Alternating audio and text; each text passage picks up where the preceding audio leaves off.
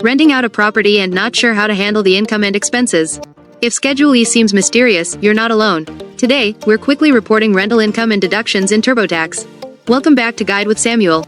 Let's break it down. Rental income is reported on Schedule E. You list all your rental income and subtract all your allowable expenses to arrive at your taxable rental profit or loss.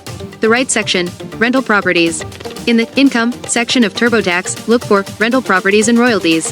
When you select this, TurboTax will guide you through a series of questions about your property. The process, detail income and expenses.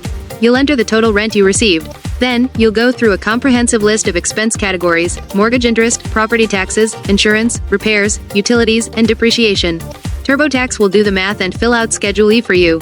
And that leads to my crucial pro tip: keep a detailed log of repairs and improvements. It's crucial to separate repairs, which are deductible in the current year, from improvements, which must be depreciated over many years. Having good records throughout the year makes entering this data in TurboTax simple and accurate. So, just like that, you're correctly reporting your rental activity.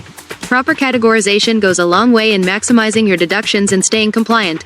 Now I'm curious, do you have a single rental property or multiple?